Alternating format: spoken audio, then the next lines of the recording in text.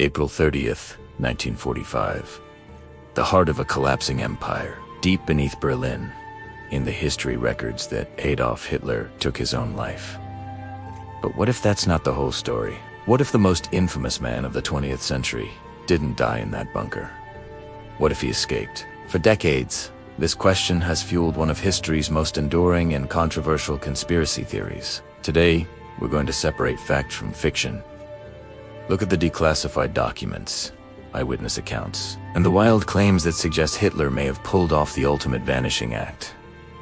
Let's start with the official account. As Soviet forces closed in on the Reich Chancellery, Hitler, along with his new wife Eva Braun, decided to end their lives. Eyewitnesses from inside the bunker, like his valet Heinz Linge and SS adjutant Otto Gunge, testify that they heard a gunshot, entered the room, and found the two deceased. Their bodies were then allegedly carried outside, doused in petrol, and set alight in a shallow crater. When the Soviets finally reached the location, all they found were charred remains. They conducted an autopsy on a jawbone fragment and a partial skull, confirming they belonged to Hitler. Case closed. Right? Well, not so fast. The first seeds of doubt were sown by the Soviets themselves. Stalin, in a meeting with Allied leaders at Potsdam just a few months later, casually remarked that he believed Hitler was alive and had likely escaped, possibly to Spain or Argentina. This public statement from the very leader whose troops had supposedly found the body was a bombshell. Why would he say this? Was it a deliberate piece of misinformation to keep the West on its toes? Or did he genuinely doubt the evidence his own men had presented? This initial ambiguity from the highest level created a vacuum that conspiracy theories rushed to fill, and the plot thickens.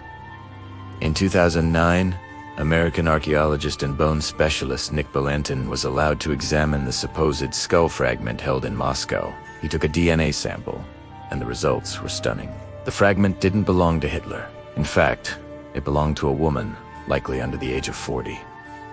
This scientific revelation blew a massive hole in the Soviets' physical proof. Now, to be fair, the Soviets never claimed this specific skull fragment was the primary evidence. Their identification relied mainly on the jawbone and dental records, which many historians still consider credible. But the skull discovery added a powerful and tangible piece of mystery to the puzzle. If this key piece of evidence was wrong, what else could be? This brings us to the core of the escape theory. The idea that Hitler and other high-ranking Nazis used a network of sympathizers and secret routes, often called ratlins, to flee Europe.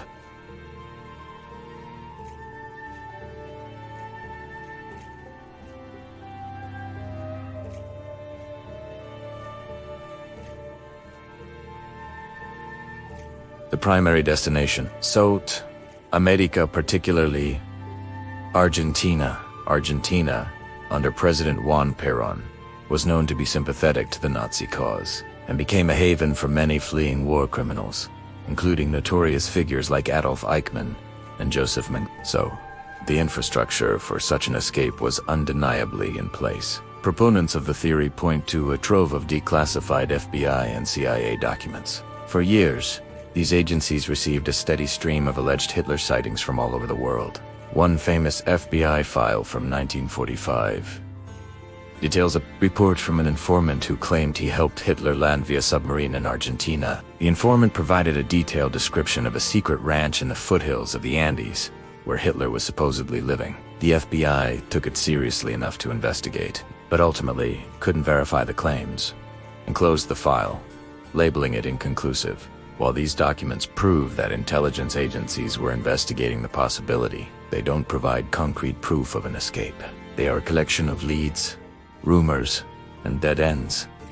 So, how could he have gotten out? The most popular theories involve a U-boat or a long-range aircraft. The idea is that a body double was used in the bunker suicide, allowing the real Hitler to slip away in the chaos of Berlin's final days. He would have then made his way to a port in Spain or a secluded airstrip in Denmark before embarking on the long journey to South America. It sounds like something out of a spy thriller, and perhaps that's part of its appeal.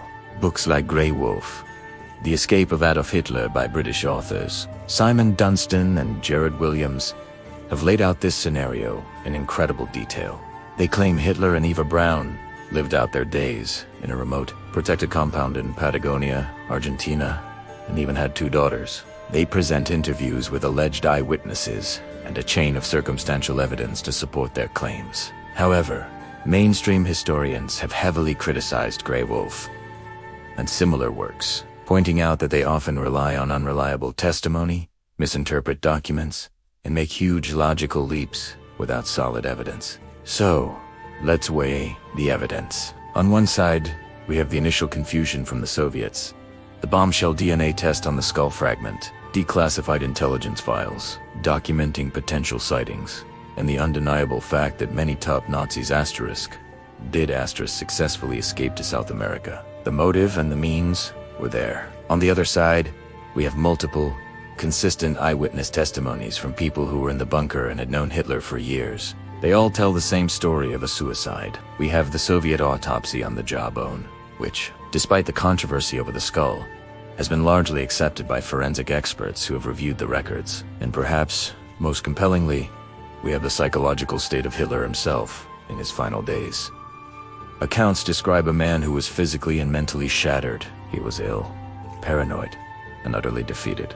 The idea that this broken man could orchestrate and endure a daring, transatlantic escape seems far less plausible than the despair-driven suicide described by those who were with him at the end. Ultimately, the theory of Hitler's escape persists because it taps into a deep-seated need for a different kind of ending. The real and apathetic suicide in a dirty bunker feels anticlimactic for a figure of such monstrous evil. An escape, a life lived in secret, continues the narrative and allows the villain to remain a shadowy, almost mythical figure. It's a more compelling story, but that doesn't make it true. While the story of Hitler's escape makes for a fascinating what-if scenario and a thrilling historical detective story, the overwhelming consensus among credible historians is that he died in Berlin in 1945. The evidence for his suicide, while not perfect, is far stronger and more direct than the web of speculation, rumor, and circumstantial evidence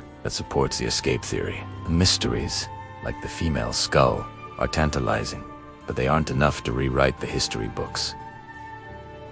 What do you think? Do you believe the official story, or do you think there's more to the legend of Hitler's escape? Let us know your thoughts in the comments below.